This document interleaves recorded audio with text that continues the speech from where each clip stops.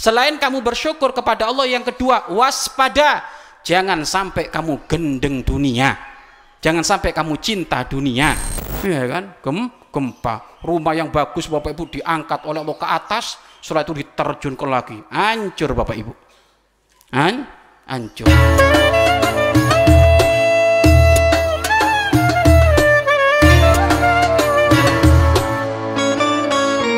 Maka respon kita, sikap kita, kalau dikasih kebahagiaan karena tambah ibadah, maka respon kita apa? Kebahagiaan karena ibadah, Ibu. Coba, orang kalau puasa, kira-kira kalau sudah mau berbuka seneng nggak? Seneng, ya kan? Bahagia. Loh, kira-kira kalau kita dikasih kebahagiaan oleh Allah seperti itu, apa respon kita? Orang lagi pakai baju ihram, setelah niat mau umroh atau mau haji, sudah pakai kain ihram, maka banyak muharratul ihram, hal-hal yang diharamkan untuk dilakukan bagi orang yang sudah niat umroh atau niat haji. Maka kebahagiaan itu muncul, kelegaan itu muncul kapan? Kalau sudah selesai melakukan umroh, tahallul, potong rambut, itu sudah senang sekali, bahagia sekali, ya kan? Nah ini.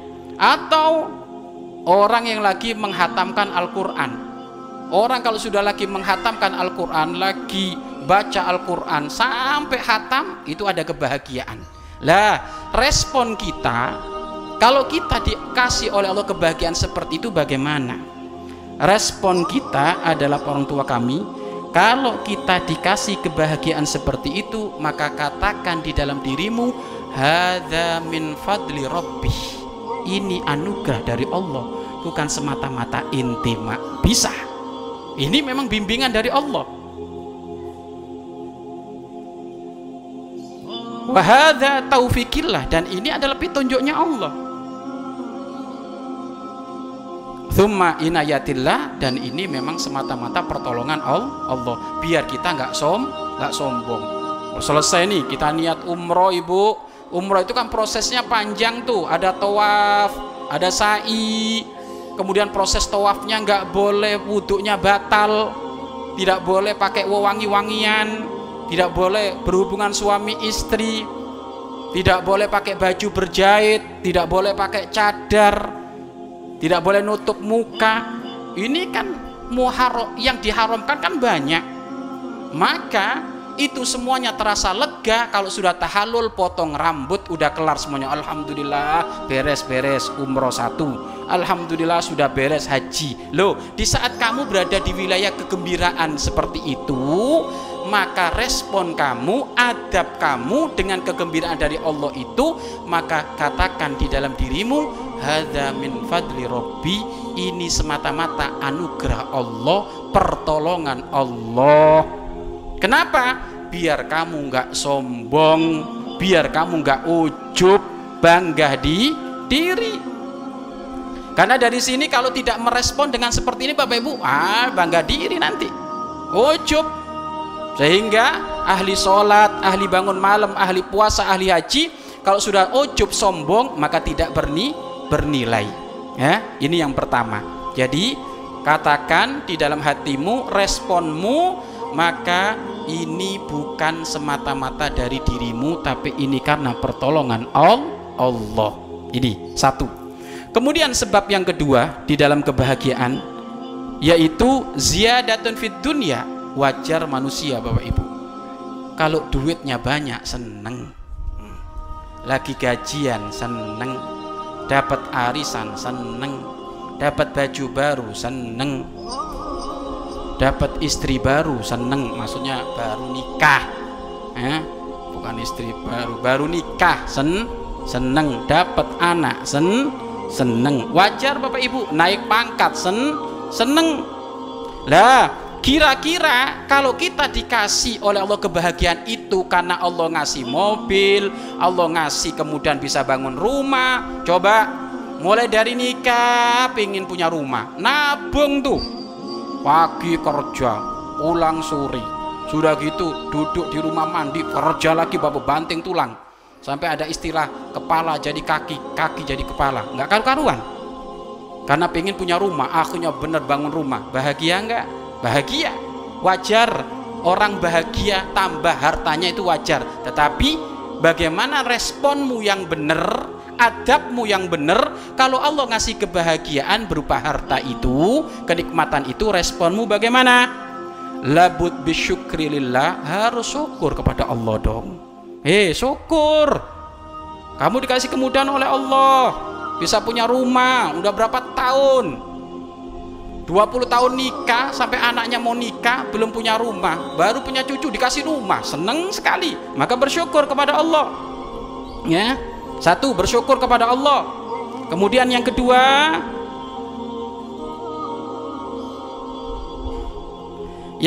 jangan lupa, selain kamu bersyukur kepada Allah, yang kedua, waspada.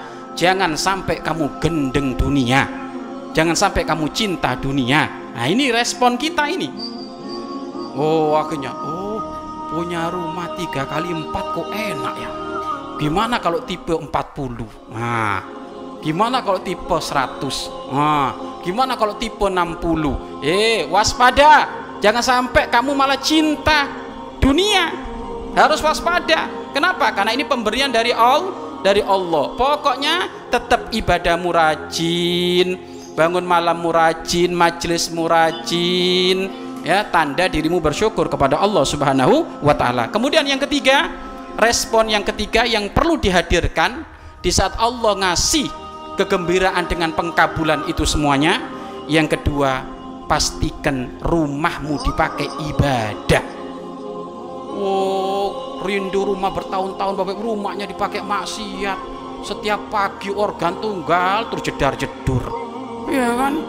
Kalau nggak organ tunggal, Bapak Ibu, Masya Allah, bikin usaha PS internet sehingga ribut anaknya tetangga, karena hilang terus anaknya orang itu, ya kan? Hati-hati yang punya usaha PS internet itu, kamu akan banyak dimusuhin orang. Kenapa?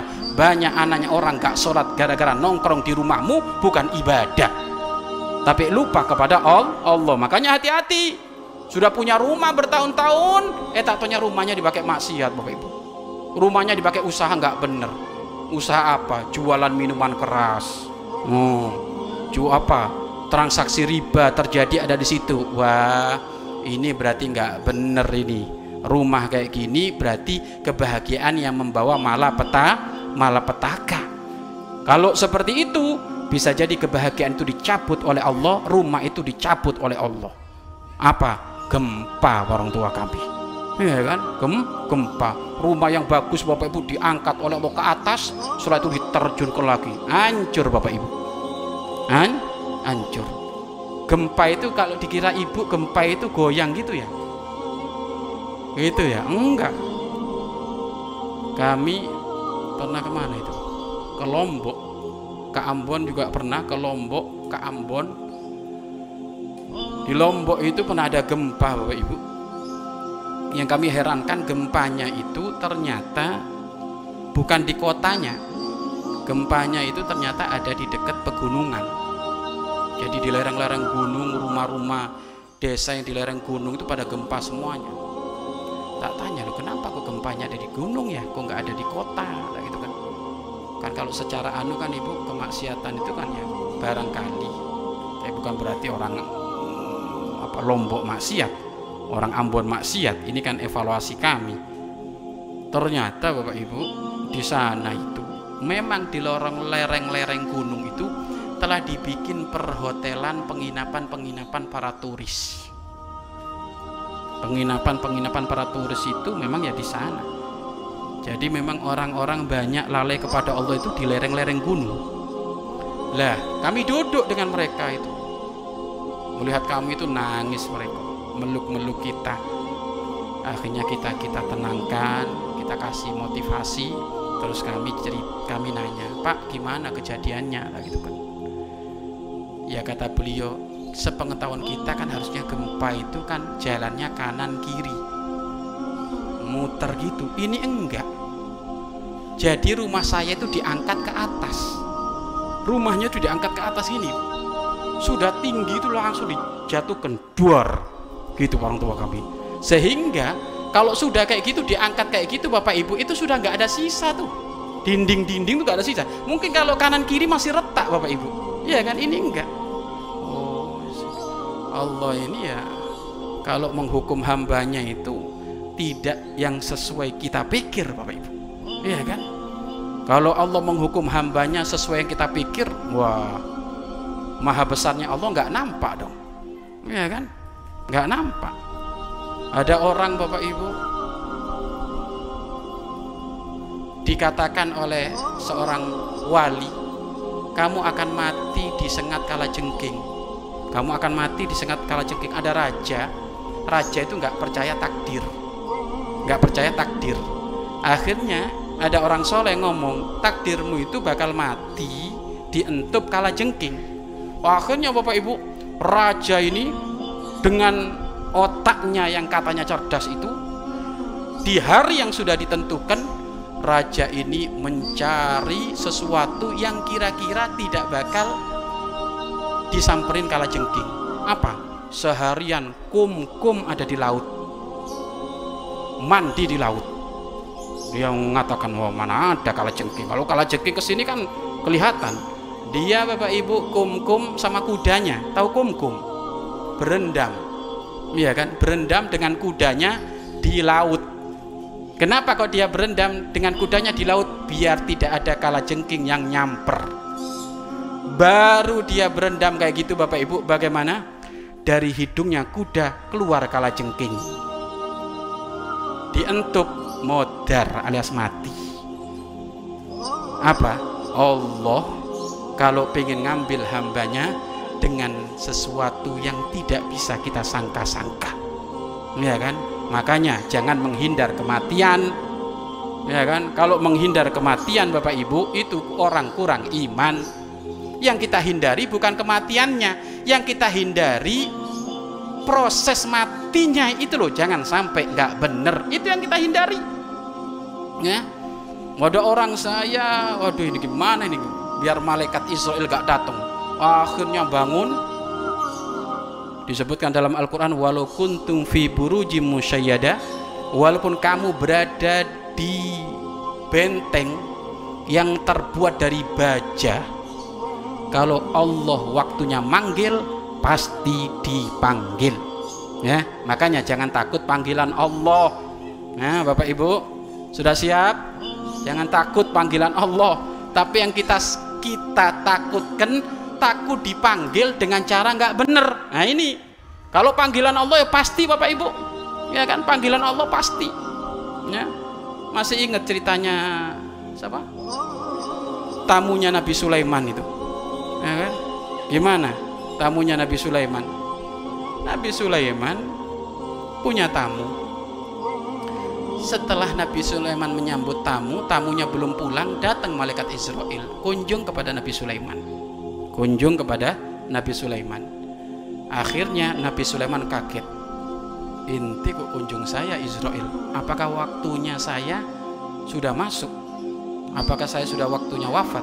Enggak, saya main-main aja di sini, saya main-main aja di sini, gitu kan. Lah di saat sudah kunjung dengan malaikat Israel kepada Nabi Sulaiman, Israel itu tak taunya malaikat Israel itu kaget melihat tamunya Nabi Sulaiman. Kaget, ya namanya orang kaget Ibu. Kalau orang kaget matanya merem apa melotot? Melotot. Malaikat Israel itu melotot sama tamunya Nabi Sulaiman, kaget. Diperhatikan terus sampai Israel itu pamit kepada Nabi Sulaiman, pamit pulang pun masih melototin tamunya. Akhirnya setelah pulang Israel ditanya